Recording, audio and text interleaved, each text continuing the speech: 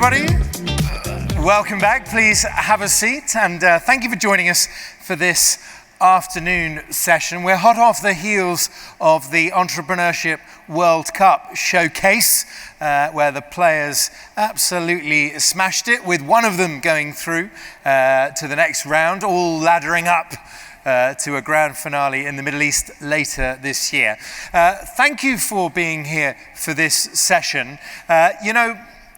There are certain conversations when, even chatting with the guests backstage, you just lean into it and you say, this is a conversation I'm looking forward to. The theme of our conversation takes us from community investment to global impact. So one of our guests, as you will see and meet, is a managing director at the world-renowned Goldman Sachs. And let me tell you, if you ask super scaling founders in the UK, certainly, but also far beyond, what is the Rolls-Royce program supporting scale-up companies? They will say again and again, Goldman Sachs 10,000 Small Businesses. So an absolute rock star program. Our guest that we're about to meet has also pioneered programs including 1 million black women as well. So real change on the ground globally. In conversation with her, I'm talking there about Jessica Taylor. In conversation with Jessica is another really passionate voice for sustainability, for equity, and for generational empowerment as well. He's the founder of Renaissance 94 and has really spent his career, as you will know, possibly already, championing generational empowerment, particularly underrepresented communities. So I'm going to be tuned in backstage, but for you, look forward to this conversation, and please welcome Jessica Taylor and Daniel Blackman. Jessica. Welcome. Thank you. Thank you, Daniel. Hey, hey. Hello, How y'all doing? Oh, we got to do that again. How you guys doing? All right, well, I'm super excited. Give it up for Jessica Taylor. Thank you, thank you. So, first of all, we're going to warn you guys up front. We're very good friends, so this is going to be more of a conversation than an interview. I really want to start off, Jessica, by, we've passed people from the UK, we've passed people from right here in the United States, from Nigeria, from the Caribbean.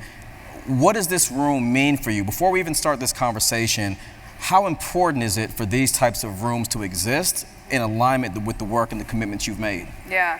So one, feels really good to be here. Flew in from New York area today.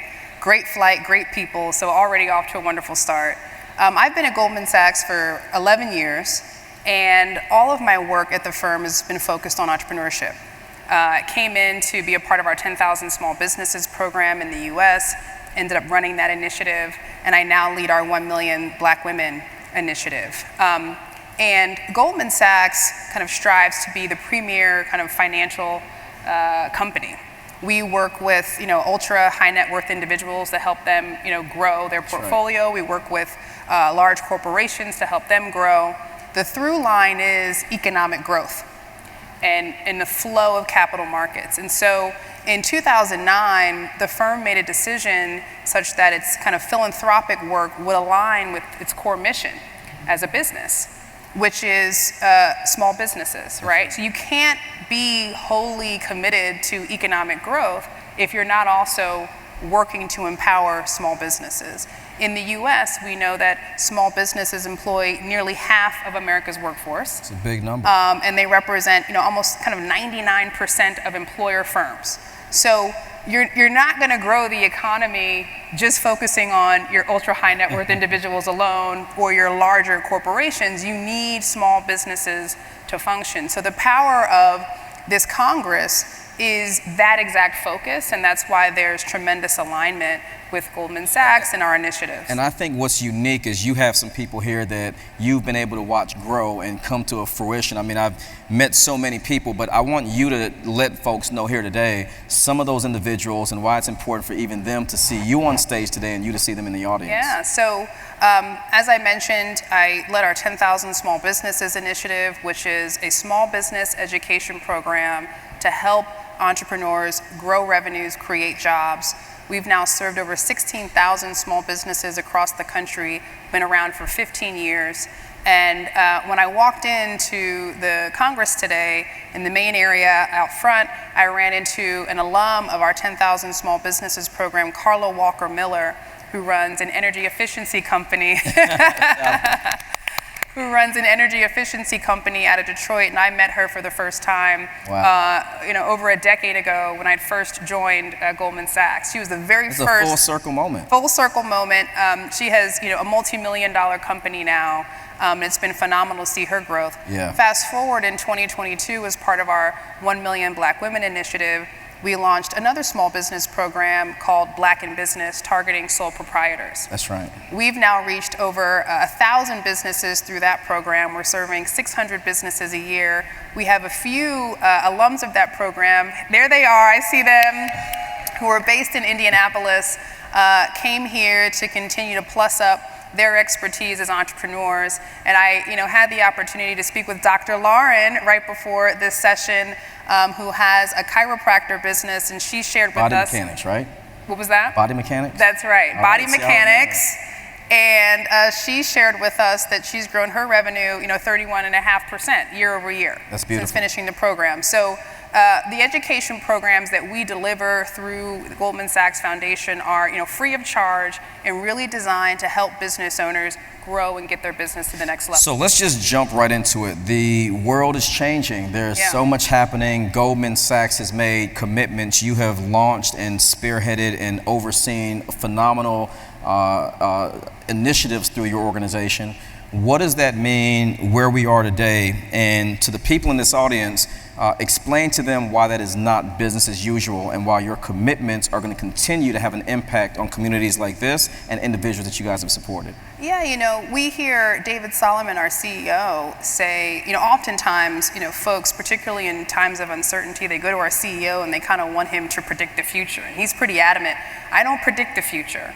But what he really guides us to do as a firm is to stay close and in touch with our clients, right? What is it that our clients need, and how can we as a firm meet those needs and provide insights and provide guidance?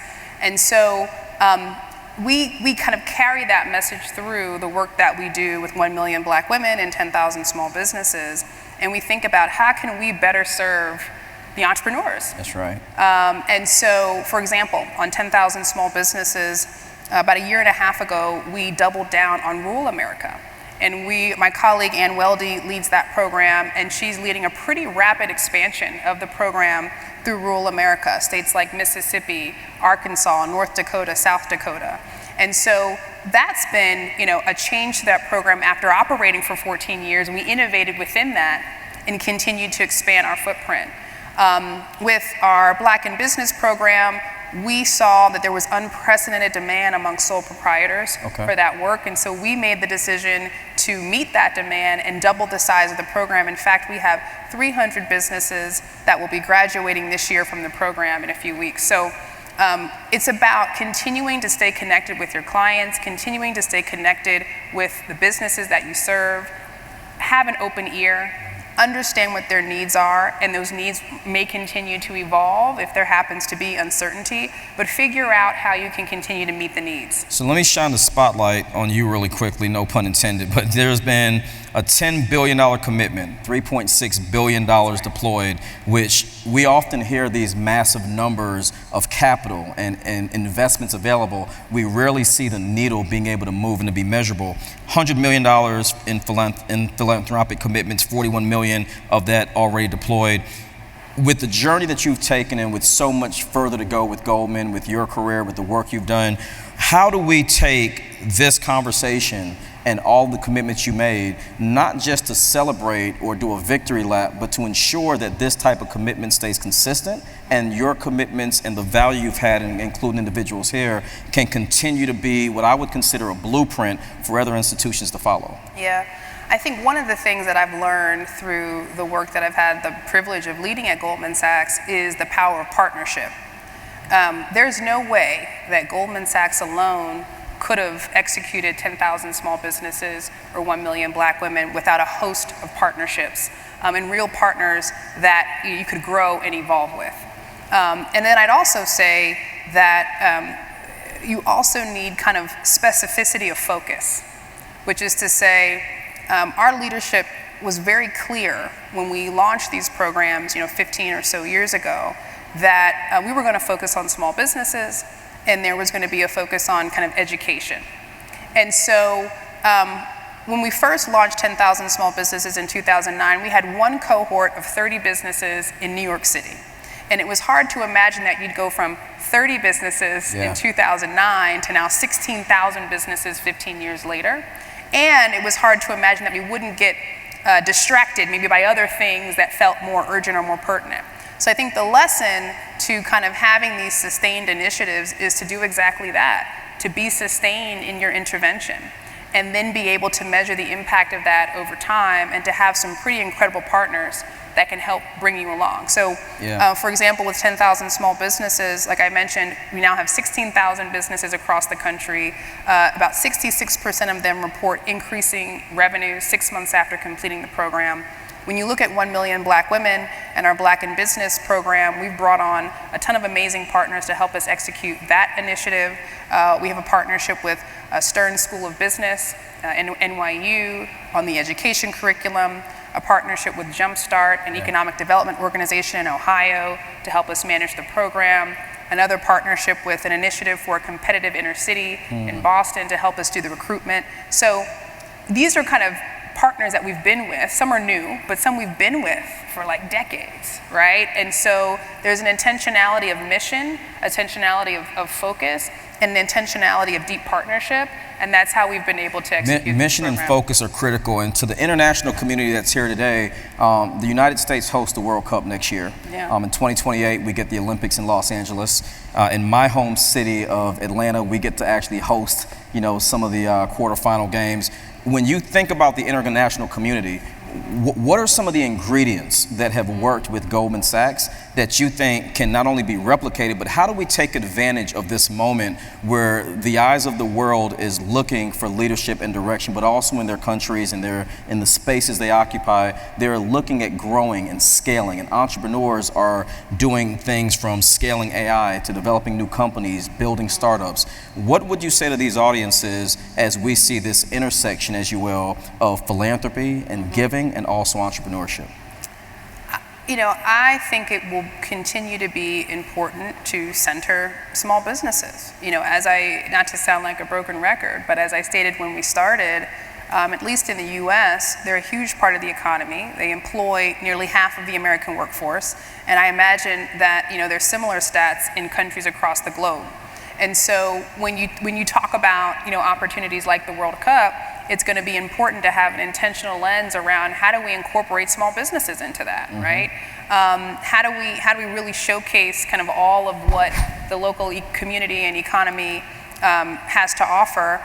And that's a play on the theme of this year's Congress, which is about ecosystem. And you and I spoke about this as we were preparing for the conversation. I think it's one thing to kind of have a bunch of people who are doing some things that are in line with you. I think it's another thing to have an intentional partnership where you're talking about the brass tacks of exactly what needs to be done, and you chart a path on where you're going together. That's good. I would say, center small businesses in these larger economic opportunities, but have a real game plan, right? Is the goal to have, 1,000 businesses access contracts through the World Cup, right? By way of the World Cup coming to Atlanta. What does that look like, and who are the partners that need to be around the table to actually execute and make that happen? And with all the different types of people that are here, that word ecosystems and how we strengthen these spaces, what role does Goldman see in public policy playing either in the role of accelerating these businesses or hindering entrepreneurial success, right? Because you all do a great job of identifying and building, and I think it's really important for people to understand that it's not a one and done. You guys are building and fostering relationships. How important is that? Because entrepreneurs, we're living in a time where the internet and technology has not forced us to be as personal as we may like to be. What do you think are some of the metrics that you all use that ensure that you're fostering these relationships in a measurable way? Well, Look, we are a financial institution at Goldman Sachs, and we care a lot about the dollars and cents of things, and we track a lot of data. So just to kind of break it down for you, in both instances with 10,000 small businesses and our Black in Business program, we ask our graduates to complete surveys. 6 months out from graduation, a year out, and then every year. Surveys? Oh yeah, we read, we analyze that data, we understand kind of on aggregate, are folks growing revenues, are folks hiring people, and so we track all of that data very closely, and that's how we gauge the success of our partnerships. And we also learn a lot in the data, right? To understand, are there changes we should be making in the curriculum or how the program is structured so that we can, score higher, right, on a certain metric.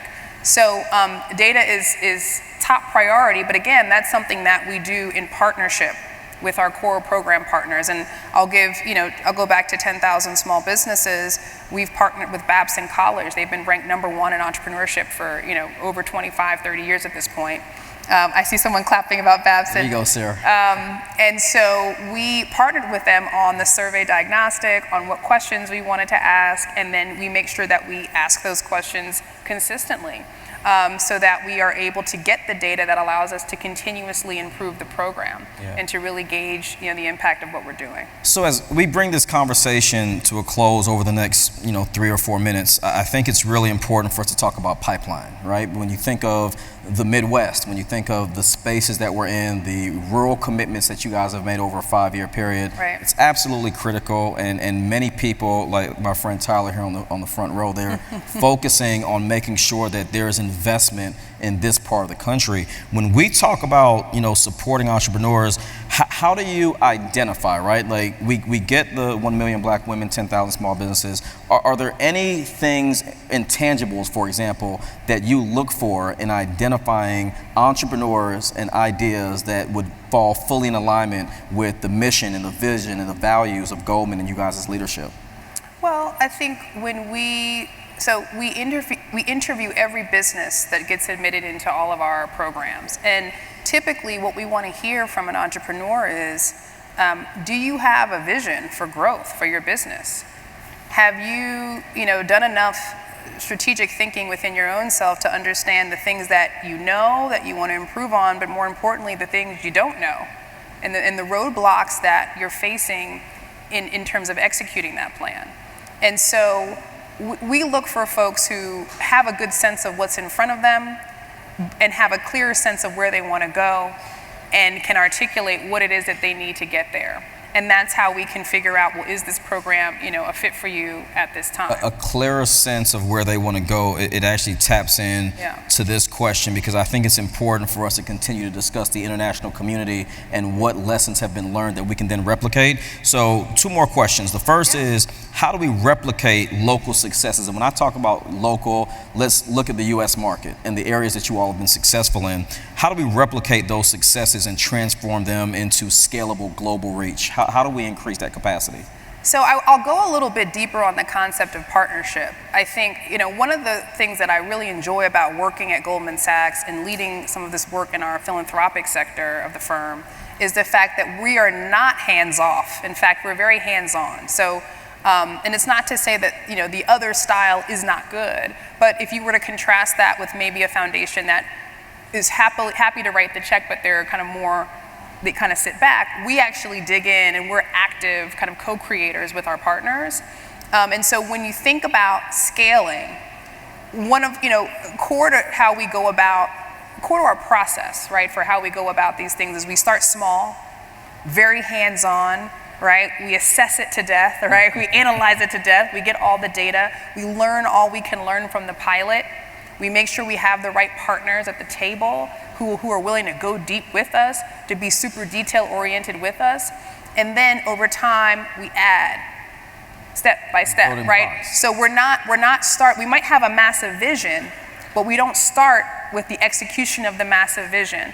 We start with a pilot that's small, manageable, right? Easy to learn from.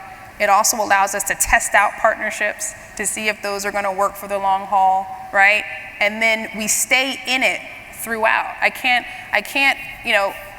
underscore this enough. that, again, we started with 30 businesses in one cohort in New York City, and now we're at 16,000. And you can imagine, all that's happened from 2009 until now, and all the things we might have been tempted to redirect that investment capital to. Yeah. But we did research to inform the intervention that we went with in the first place. We started small, we assessed it, and then we continued it, and we felt confident in that path because we were grounded in the research that prompted us to start it in the first place. And so there's that work beforehand that you do to kind of assess which direction you should go in, and then you try it out, and then you commit.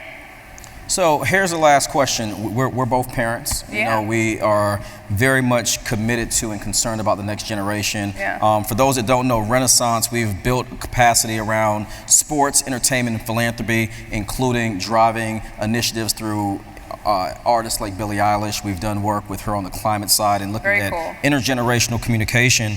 And what we've learned from not just Billie and her team at Support and Feed, but we've learned that impact has to be real, it has to be measurable, and you've answered a lot of those questions. And my final thought that I would like you to share with the audience is commitment, right? Because a lot of what you have said is fostering relationships, building capacity, ensuring that these individuals are successful. When we think of the next generation, not just from a family wealth or family office standpoint, what does it really look like for you all's commitments globally to ensure that this doesn't just continue, but that this ecosystem can strengthen the conversations we have? We all have gone to conferences and meetings, and we've traveled around the world, spent our money, and a lot of times we leave here with a bunch of contacts, right? Right. What is your commitment so that this audience, whether they participate directly in your program or not, can take away and understand the value system you all have established and how that will grow? Yeah.